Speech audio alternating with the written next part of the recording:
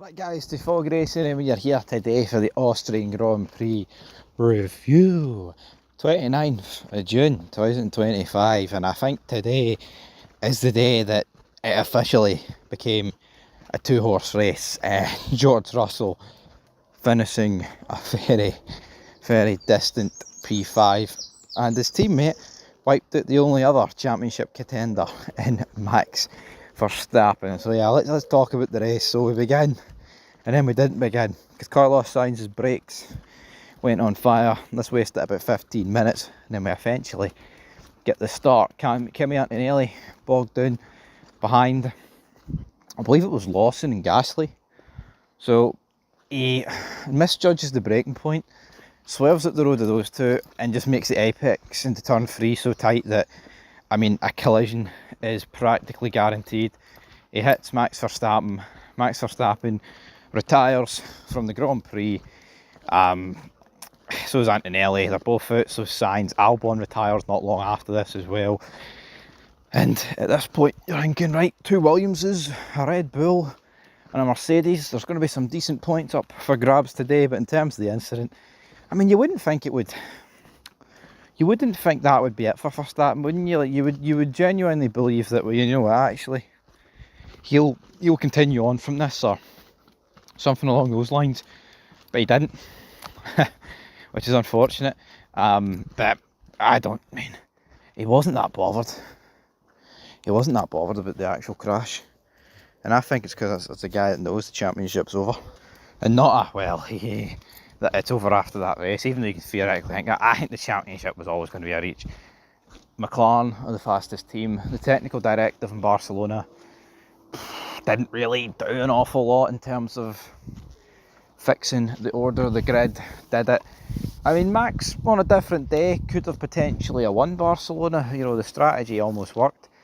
Then in Canada, well, you know what? If Canada was the technical directive and the change, you'd been like, that's worked an absolute treat. But now we've gone to Austria, and it's not really worked, has it? I mean, Mercedes looked absolutely nowhere, and I get it was 31 degrees, but Canada was hot as well.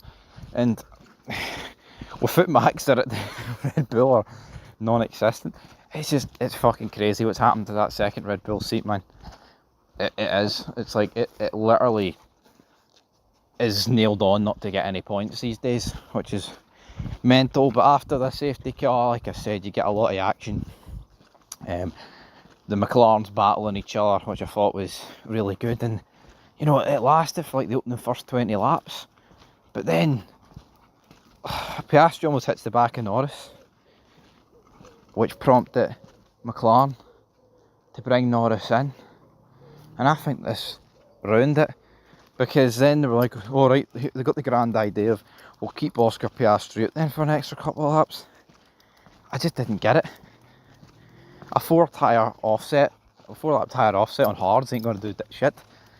And from that point on, the battle for first was never really on there. Yeah, the last couple of laps it was a wee bit more interesting, because the gap was coming down, there was lap cars, there was a bit of drama, you didn't really know what was going to happen. But again, don't really understand the strategy, honestly. Like, I mean, I'm not saying that they favoured Norris this race, but if you were to pick a driver who they did favour, you wouldn't be picking Piastri, put it that way. But yeah, I mean, in terms of everybody else, I mean, Ferrari, I just don't get Ferrari, man. They're talking during the race like, oh, Ferrari, they're saving the tyres. Then the McLaren's pit, and what the Ferrari do? Pit pretty much straight away. And it's like, I just don't get it. Like, why wouldn't Leclerc stay out? And then another thing, like Hamilton wanted to do a one-stop, and they just decided to keep them out. Oh, I say keep them out, put him the next lap after Leclerc. I just don't understand it. Like, I mean, if Hamilton wants to try and risk a one-stop to beat Leclerc, then let him.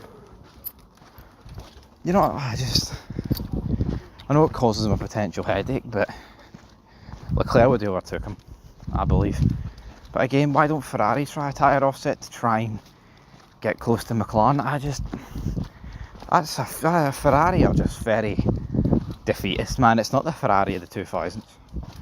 I mean, of course it ain't, more way than one. Then obviously you had George Russell. I mean, that was a weird one the day. Honestly, like at some points, Liam Lawson, Alonso, or Bortoletto could have beat this guy. He finished 5th, not by much though. 6th was Liam Lawson, great drive from him. 7th was Alonso, another great drive. Just some of the defensive work against Bortoletto, and I get it, it's his manager.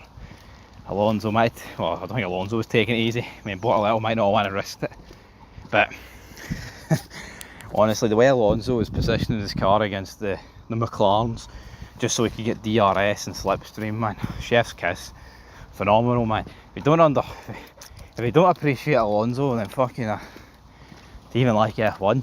That's what I will say. That's what I will say. Bortoletto was 8th, 9th Hulkenberg, and 10th was, fuck, it's warm in the sun. 10th was Esteban Ocon. But key thing, folks, looking down that grid, Alpine, what the fuck happened to them? We're alright over one lap, but race pace non-existent. Yuki Tsunoda and Colapinto must have hit each other about 14 fucking times. Mental. And that's pretty much it, man. What else is there to say? It was a decent race, but by God, well, the first 20 was the first stint. No, the peak after that, it was very mundane, wasn't it? Very, very mundane, but yeah.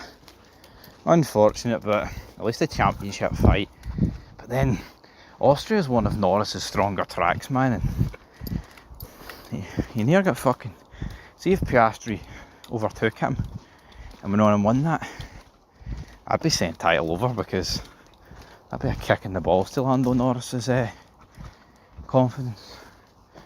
Absolutely. Right, peace.